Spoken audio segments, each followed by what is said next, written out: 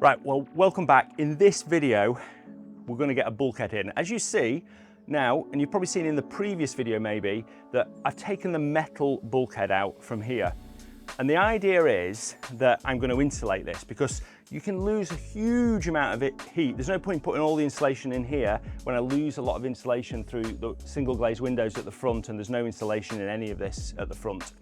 So I'm going to re-insulate this bulkhead, but I've also decided, based on your comments actually, and I've thought about this really carefully, I'm going to have a pass-through in the bulkhead. So I'm going to have a gap here that I can crawl through, and I should just be able to get through this. This seat goes down, so I should just be able to climb over. Probably won't be doing that all the time, but if it's raining or just emergency or something like that. But I thought, how can I do that and then not have an opening door on it? So what I've done is I've purchased a sliding track, and this is like a sliding track with a soft open and close. So the idea is that this is going to go in here, and yeah, should be simple. What can go wrong? Why can't I just do simple maths? I've got a PhD. That can't be right. This is just the classic Nigel loses something in the garage. Pretty good at that, aren't you? So I now have a sharp pencil that Rick just sharpened, and he's useful for something. So now I've got to just draw out, working out the cut lengths of the wooden structure I'm going to build, because I'm not going to make any mistakes with this. It's going to be spot on. I'm almost thinking that like this could almost be the top, because I'm going to have that bolted onto that, which seems dumb, but I could use a thinner piece of wood because this is going to provide strength. So if I cut that, I could put it all the way across. So I got to work measuring up the various lengths of wood that I needed for the rail. I also had some minor issues with the table saw, which I quickly resolved, only for my lack of organisation to kick in again. And help me tidy up. So basically, I've lost everything now. This is just the classic Nigel loses something in the garage. Where are my goggles? I shouldn't have tidied up. That's why you never tidy up. Well, they won't be in there. I continued to search for the missing goggles. Meanwhile, in the van, Rick had spotted something hiding behind more mess. I wondered why you were filming down there. Right, Rick found them. He's useful for something.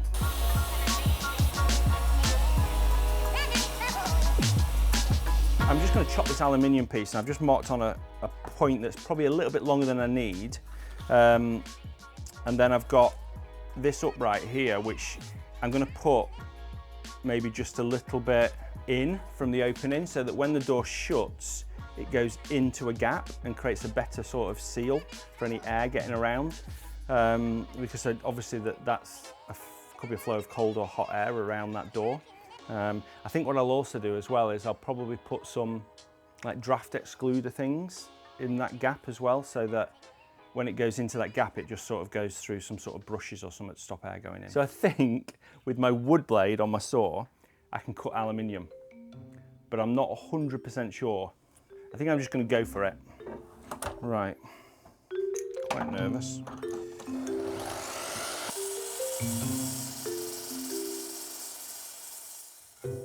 How's about that? Hey, see, told you.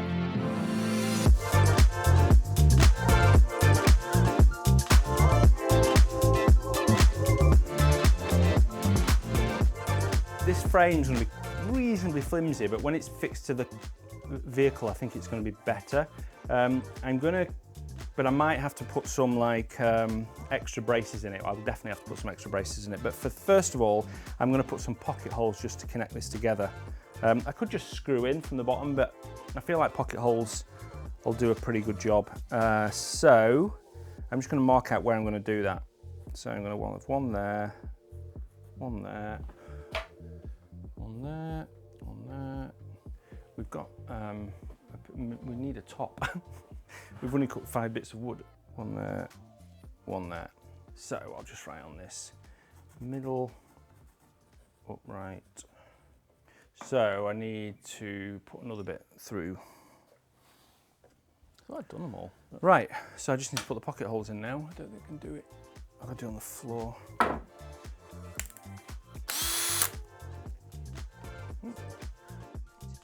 I then had yet another problem. The drill bit I was meant to be using was jammed. After some careful tool maintenance, I cracked on with the job in hand.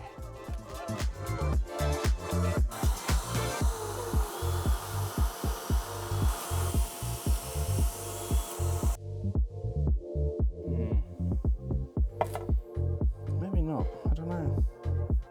Okay. Using this really clever pocket hole clamp tool, which I definitely recommend getting if you're using pocket holes, I could hold the bits of wood together whilst I then screwed the pieces.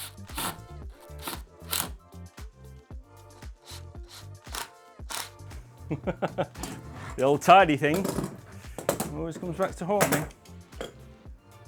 Problem is that all I do is just move things from one place to another. Surface, not storage. It's a good rule. Is it? Yeah. Okay. It's not a rule that I abide by, which is probably my main problem, isn't it? Yeah, if you look at my study, then Surface is storage. surface is main storage. What?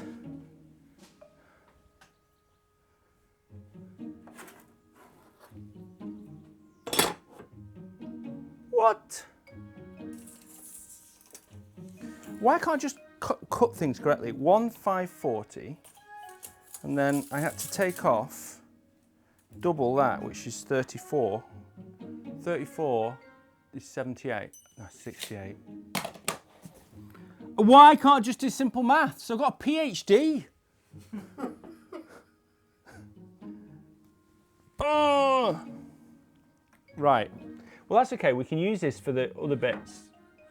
It's pre-pocket holded for little bits. Right, so now what we need to do is we need to cut another bit, but it's the right size. So 68 minus 1,540 minus 68. Can you just pass the pencil? 1,540 minus 68.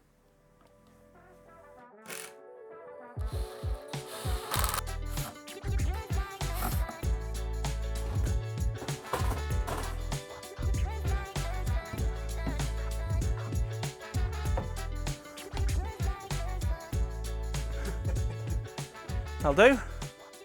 And then these bits, I just have to put the bits of wood in here just to hold the plywood as it goes through. So the next thing now is, I suppose, just making a door probably. I need to put another brace in there, don't I? And then, so that's got to go, I suppose I can just mark it on now, can't I, where it's got to go? That's probably the best way of doing it. It's pretty light, which is good. It's the plywood that is the weight. Instructions. Who needs them? But you know, occasionally, what I've got to work out is when this goes in, how much space is there?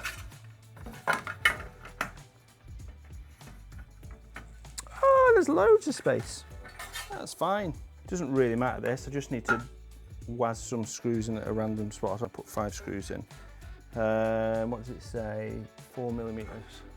We shouldn't be doing it near the table saw when the switch is literally by my knee. Yeah, I'm just going to put the lock on that. There we go. Right, now I've got to figure out how the hell I'm going to get these screws in there.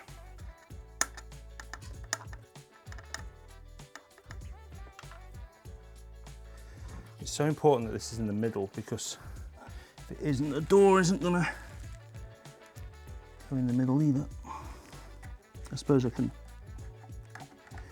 got a little bit of leeway on the door, because I think that bit, I've got to put another one of those in here, and I put a screw. I'll just have to take the screw out, that'll be fine. What do I do with it? There's another little Where it go? So what I then needed to do was put on the plywood frame, and I was really keen to get as much insulation as I could into this. So I'd left a 25mm space that allowed me to put this insulation in, which has got a really good R value, so it really is well insulating. Right, so I'm making the door. Rick's just had a genius idea. We were talking about that wall and how I was going to paint that, because I think I'm going to have that like a sort of off-white colour, just painted like a normal house wall. And I was sort of questioning myself a little bit, and Rick said, why don't you make the door one of my photos, which would be so cool. So I'm thinking now I'll get an acrylic and put it the size of this door, and then have that acrylic on the door, and I can then basically make a sandwich of plywood, then insulation, and then acrylic on top like that, so that the thickness of it is the right thickness to go into the pocket and disappear. So I think that should work pretty well. Just got to make the door now, finish making the door. But yeah, I think that should work well.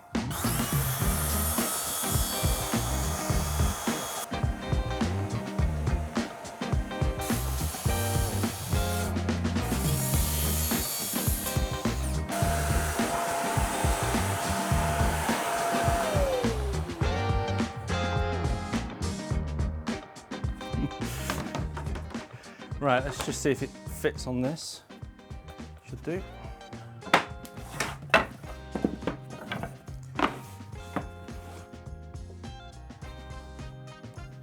Like a glove.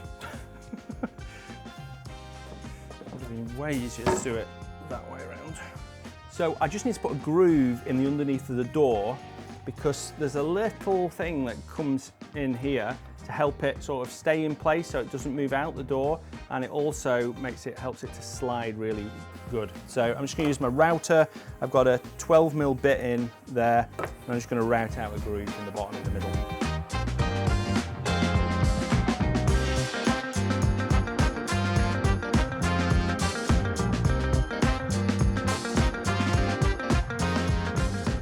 And there's a little bit of play, but I don't think a lot. And to be honest, there's not going to be a lot of play in the wall anyway. And there's also going to be like feather things down the sides to stop it moving as well, like brushes. Okay, so I've got it in place, a door, and it seems to work pretty well. It's not fixed, the whole thing's not fixed in place, but basically slides, soft close, it slides shut like that, so that's pretty cool.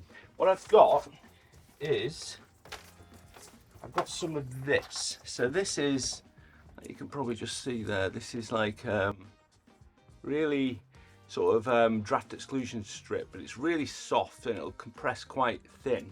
And I'm going to put that, when I put the panel over here and down here, I'm going to put that in to stop this moving around like this, because I don't want it to vibrate when I'm driving. So what I'm going to do now is make this bit here. So this is going to be a door, but I just need to make the frame for this bit here. And also I'm going to have a special thing down here, which I'll talk about in a minute. Weight is really, really important in a camper van. So where I can, and there's not that many places, but there's a few places, I'm going to use this foam core plywood. It's way lighter. It's so much lighter than other plywood. It's effectively the same weight as 6mm plywood really, but it's got much more structural rigidity, and this foam core has got some insulating values as well. So I'm going to put this in the bulkhead to sort of maximize the amount of insulation that I get there. So I'm going to chop this now. This is going to be the cabin side of the bulkhead, which I'm also, on the top of this, I'm going to line it with carpet. Let's go. I've cut out this template because I wanted to check it's really difficult where this insulation is going to go in the bulkhead. So I've cut out this template that fits, and now I've just laid it out into here, and I'm going to cut out this. It hurts your mind trying to work out 3D shapes like this because there's so many different angles, but I think I've got it right. The other one on the other side is pretty much identical. I've just looked at some measurements, so I'm just going to do a mirror image. The only thing that's different is obviously the bevels I can't use the same bevel, so I've just got to be a bit careful about that when I cut it. And then this second sheet is going to be bigger because it's going to go along the bottom and top of where the opening is. A lot to think about. Should be okay, just need to draw around it really. So just draw around that.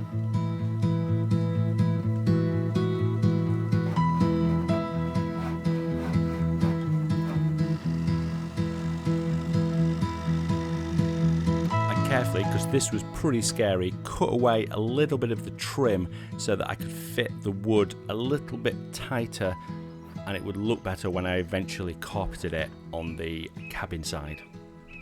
Right, I've just got this in now. It's still needs fixing in properly, but it fits so well. I'll show you the inside. It's got to get lined obviously with carpet yet, but I am so pleased with the fit, and I've just put the door in, and this is going to be so good because it just works so well. In the next video, I'm going to get onto more bits in my van and building out more of it. But just let me tell you about something that is going to be super cool. Because under here, there's going to be a special tripod storage and somewhere for my shoes. I can't wait to show you that because it's so clever, so cool. I'm so excited about this. It's just working so well.